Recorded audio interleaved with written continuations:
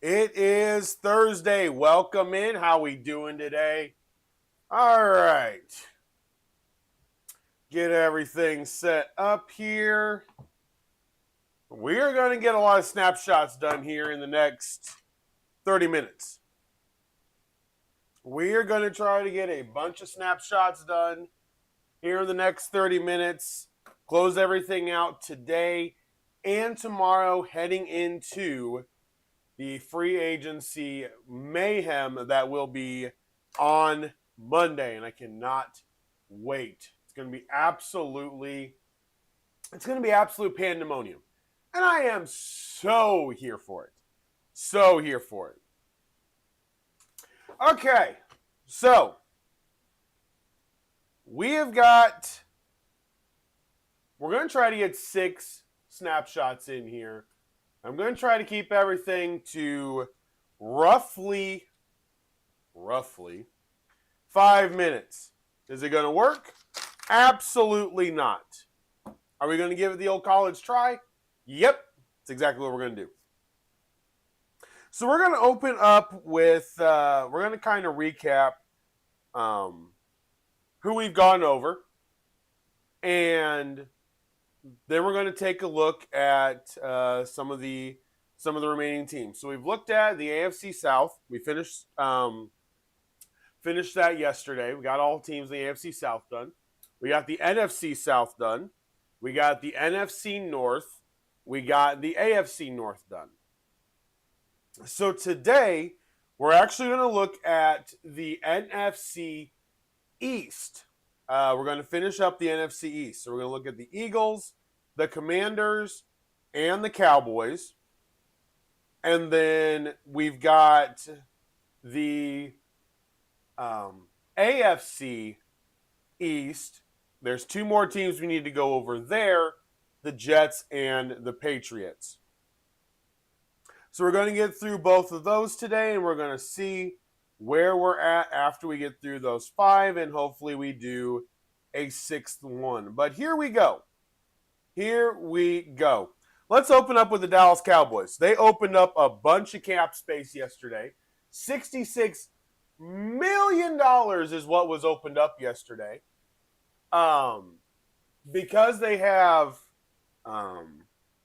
played around a little bit, and because of how some of the roster bonuses were finally updated, as of right now, before the league year, they now have $9.7 million in salary cap space. $9.7 million in salary cap space. After the Mekhi Becton cut, the Chargers are actually now number 1 after saving almost $10 million. But the Cowboys have $9.7 million. They're working on getting a long-term deal done with George Pickens. Here's what I don't see happening. I don't see George Pickens taking much less than the $27 million. I mean, ask yourself. Everything you know about George Pickens, everything you've seen George Pickens do, does he strike you as a guy that is going to be willing to take a pay cut from money that he is being guaranteed? Right now he's being guaranteed $27 million on the franchise tag. If you're hoping to get him down to 22, good luck. 25, maybe. But I don't see much lower than that. Now, the interesting thing about the Cowboys is they may have a bunch of they may have made some really good moves, but the problem is they actually really screwed up their draft ability. And here's why. They have pick number 12 and pick number 20 in this upcoming NFL draft in the first round. 2 first-round picks. They don't have a second. They don't have a third. They have neither one of those mid-level picks. They have a 4th-round pick, pick 112. They have 3 5th-round picks, 151, 176, 180, no 6th-round picks. Then they have pick 220 and 224 in the 7th round. They do have a grand total of 8 picks. 2 first rounds, nothing else. They have no day 2 draft picks. And then they have everything else on day 3. So, I don't think they're set up great.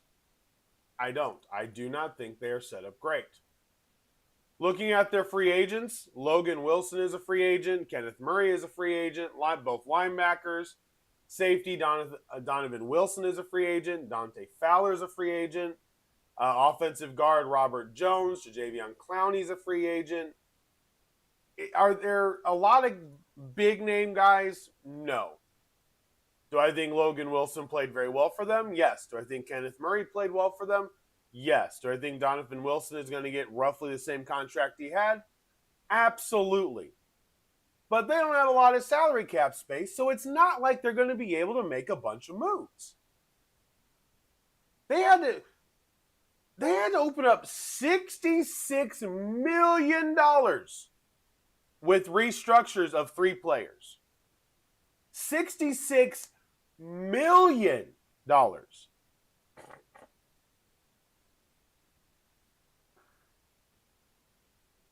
Like, seriously, how? That just proves that Jerry Jones has made a lot of moves, and if these players didn't agree to restructure, he would be screwed. He would be. And it wouldn't look pretty at all. It would not look pretty at all. So we're going to have to see how all this plays out. We're going to have to see what happens. The reality is the Cowboys, to me, those 2 first-round picks, I think if they nail them, which let's be honest, the Dallas Cowboys really haven't missed a ton on their first-round picks. It's that they're horrible after that. Like, expecting them to nail the day 3 picks is worthless. Absolutely worthless. It's not what they do. So my fear is it's going to be wasted by the end of the time. By the end of it all, it's just going to be a waste. So, still have my same feelings about Brian Schottenheimer, Dak Prescott.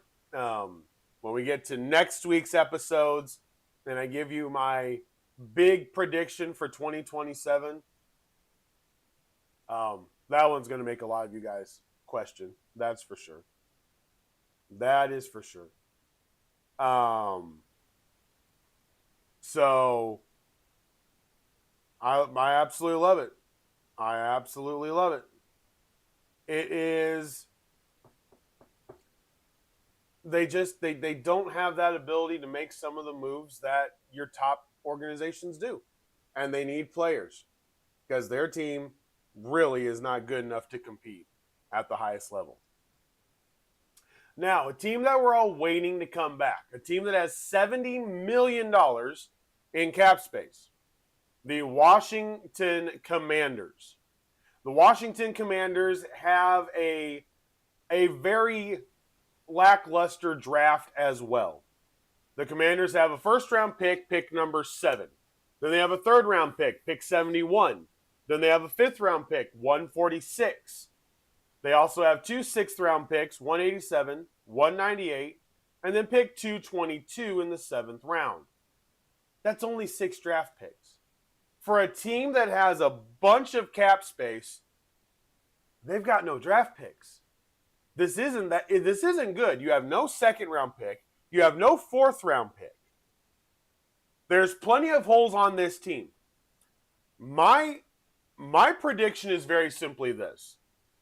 If anybody out there wants Jeremiah Love, if somebody wants Jeremiah Love, guaranteed he is not going to make it past Kansas City. Period. Kansas City will draft Jeremiah Love at 9 if he is there. 100%. I don't believe they're going to move up. I don't believe they're going to put anything else out there, but that is what they're going to do. Now, the other team that I think could do this is the Saints. The Saints are at 8. They could move on from Kamara, drafting Jeremiah Love, which would be a very smart move by them as well. So at pick number 7, this is where I believe you have to go get Jeremiah Love if you believe he is the running back that's going to fit everything and fit what you're going to try to do. This is where you're going to go at. Pick number 7. And I'm here to tell you, Commanders, take the trades. Take the trades. Use the trades. Do what you need to do to get more picks. You are currently not in a position to deny trades for multiple picks. Just ain't happening. They're free agents this year. Marshawn Lattimore was cut. Tyler Biadasz is a free agent. Bobby Wagner, free agent. Marcus Mariota, Zach Ertz, free agent. Von Miller. They're all old. Let them go. Just let them go. Don't worry about it. Just don't. Let them walk. Let them go do what they need to do. You got $70 million in cap space. You've got the ability to sign free agents. Don't make a bad decision. Trade more. But I would trade that first round pick, and I would see how many picks you can get in this year's draft by that one pick. If you can get 3 picks out of that one pick, pick number 7, do it. Do it. I think that's where teams will have to go to be able to draft Jeremiah Love, because I don't think the Saints are going to let him go, and the Chiefs definitely won't let Jeremiah Love get past them. So you're looking at those two teams. And if the Saints draft Love, then the Chiefs are drafting Sadiq, the tight end from Oregon, which would be a great pick for the Kansas City Chiefs. It'd be a great pick. So this is where you have to go, which means Commanders, make the trade. Pick number 7, you don't pick again until 71. Make the trade. You have to.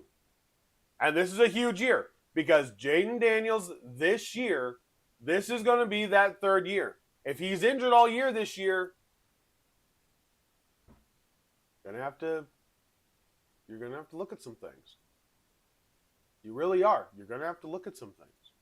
But I would make that move. Make the trade. Get picks. Accumulate picks. All right. A team that is great at accumulating picks, that is drafting much higher than they really wanted to. The division winner, the Philadelphia Eagles. They have picks 23, 54, 2 picks in round 3, 68 and 98, 2 picks in 4, 122, 137, 2 picks in 5, 152, 178, for a grand total of 8 picks in this year's draft.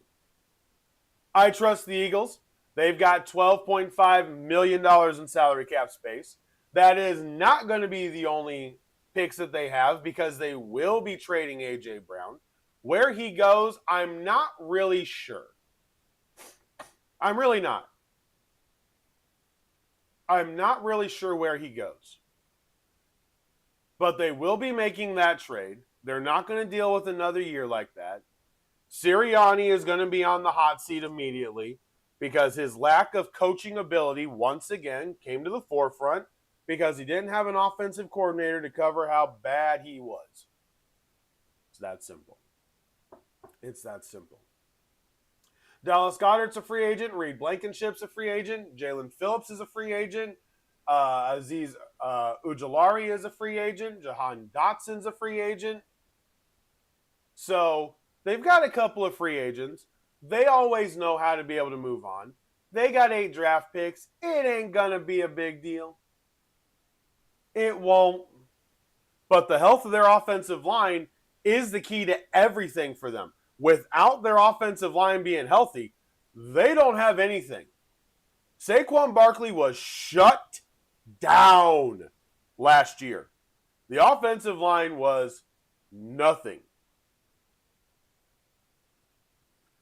When you look at it, and you guys heard me all year talking about this last year, the Indianapolis Colts would run all over everybody who was bad. It's kind of what Philly did. Against the bad teams, Saquon Barkley looked pretty good. Against the good teams, Saquon Barkley looked pretty bad. That offensive line has got to get back dialed in. There may be a surprise move on that offensive line coming. We'll see. The defense should be fine. It's young. It's, they've got very good youthful core players on that defense.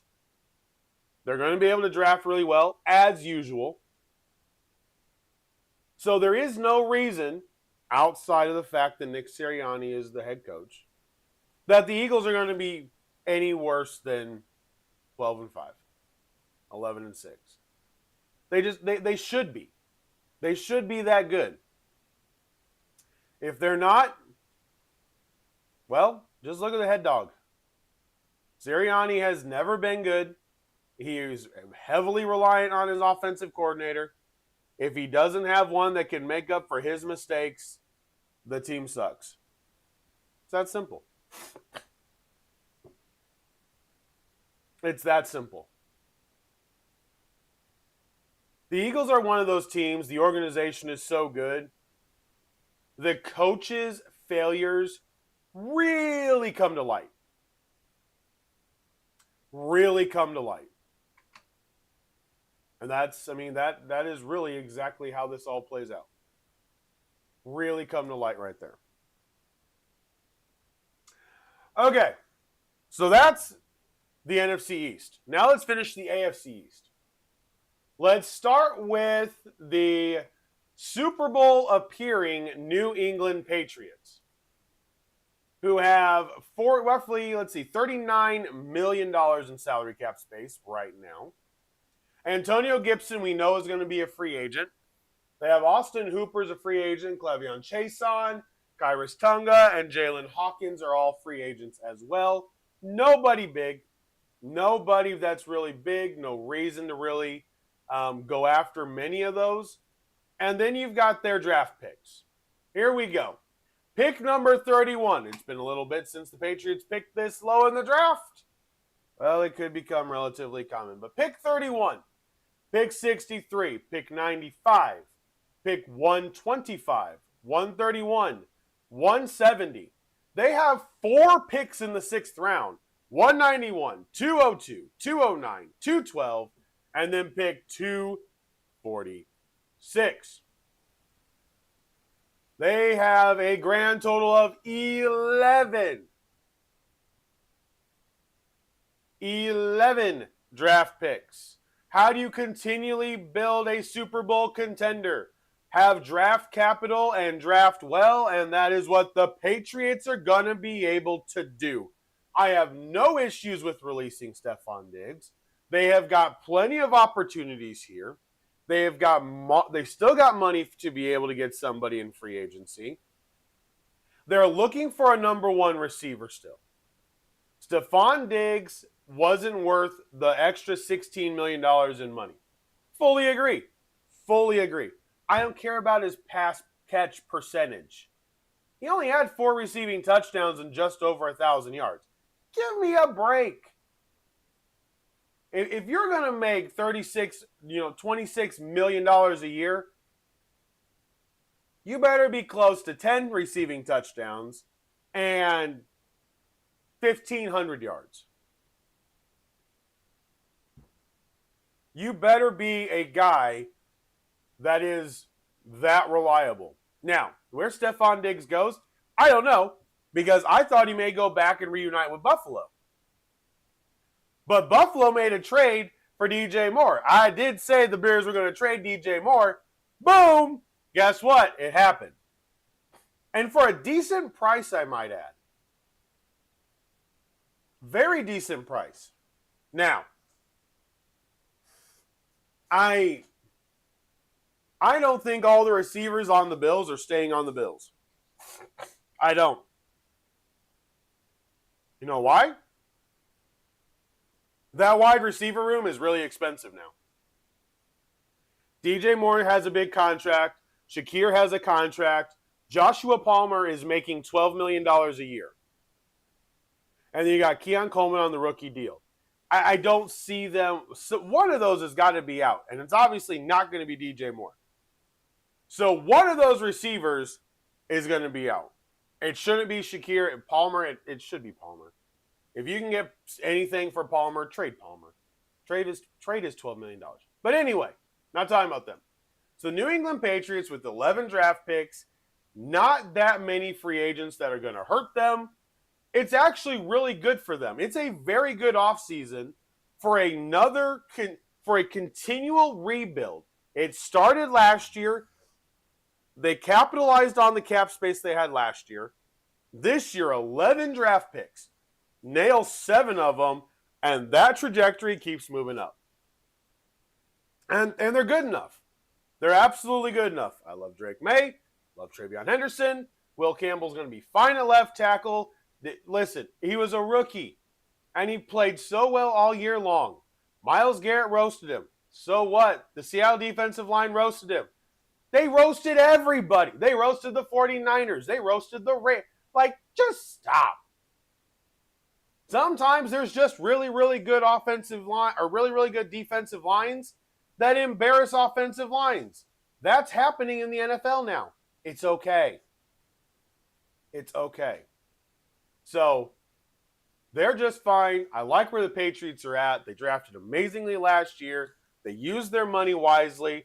And listen, I think they have every opportunity to continue moving up.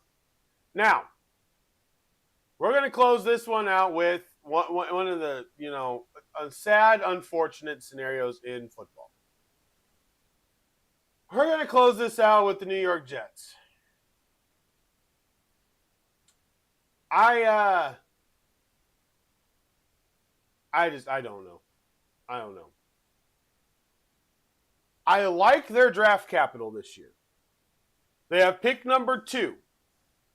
They have pick number 16. They have pick number 33 and pick number 44. 4 picks in the first 2 rounds. I like that. I really, really like that. What's even better is they've got 3 picks in the first round next year. 4th round, they have no 3rd round picks. They got 2 4th rounds, 103, 139. 179 in the 5th, 194 and 208 in the 6th, 217 and 241 in the 7th. They have 11 picks. They are once again sitting where they need to be. 11 picks in this draft. They can completely revamp that defense for Aaron Glenn. They can completely revamp the offensive line for whoever the heck the quarterback is. They have $74 million in salary cap space. $74 million in salary cap space. So the question is, what are they going to do? So I've been asked this question, who is the number 1 free agent quarterback? And I've been asked this question a lot. My opinion right now is that there's not much of a difference between Malik Willis and Kyler Murray. And here's why. Malik Willis, who I believe Miami is going to sign, 100% believe Miami is going to sign. Malik Willis will be willing to still learn. Malik Willis will give you everything he's got no matter what. Kyler Murray is definitely the most talented free agent quarterback there is. But do you really trust him? For the Jets fans, they're going to be able to offer Murray what he wants. Yeah. But New York, do you really trust Kyler Murray in the middle of New York media? Do you really trust him to be able to handle New York? Really? I don't see it. I just don't see it. Their free agents are Andre Cisco, John Simpson, Tyrod Taylor, Quincy Williams, Elijah Vera Tucker, Tony Adams, and Nick Folk, their kicker, is also a free agent.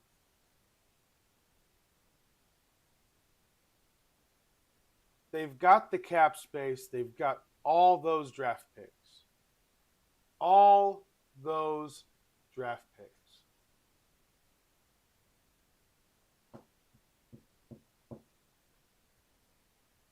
If they get Kyler Murray,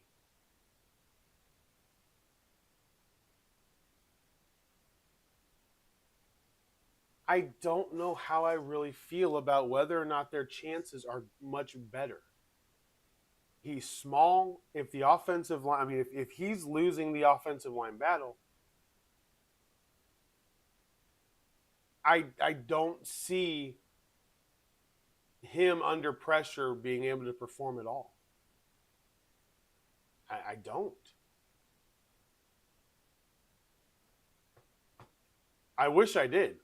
I do. I wish I did, because the Jets fans deserve something better. I just don't know if Kyler Murray is the one for New York. Malik Willis, to me, is the number one quarterback that you can bring in. Hi, Spibble. The number one quarterback that you can bring in that you don't have to question heart, you don't have to question work ethic, you don't have to question whether or not he's willing to learn. 3 things that are vital right now for a team that's trying to build. Kyler Murray, you question whether or not he's got his heart in football. You question whether or not he's a grown adult to be able to handle the role of the quarterback on the football team. You question whether or not he's willing to learn anything. Malik Willis isn't scared yet. Malik Willis takes big hits. Kyler Murray is petrified of taking big hits. Kyler Murray is the most talented free agent quarterback, but I don't know if he's the best one. We've seen this before. We saw it. We've seen it with Mac Jones. We've seen it with Sam Darnold. Seen it with Daniel Jones. Guys just need a quarterback guru, a quarterback guy that understands what needs to be done. And Malik Willis got to go play in Green Bay with Matt LaFleur, a guy that understands quarterbacks. We've seen it happen multiple times now. Malik Willis, is he smaller? Yep. Will he do what you ask him to do? Absolutely. Kyler Murray, is he small? Yep. Will he do what you ask him to do? Probably not. He hasn't proven otherwise. So probably not. But the New York Jets are going to have that decision to make. They can re-sign their needed free agents. It won't be that bad. But the reality is I don't see much else going down. I really don't. All right, the Texans signed Trent Brown to a 1-year, $7 million extension today. The Saints, Cameron Jordan is going to be a free agent. He wants to continue playing. He will be a free agent. And then the Bills traded for DJ Moore. They trade a 2nd-round pick to the Bears for DJ Moore and send DJ Moore and a 5th-round pick to Buffalo. So Buffalo keeps a draft pick. It's just later in the draft and gets DJ Moore. I like that one. I really do. I really like that trade. All right. It's going to be it for today. It's going to be it for today.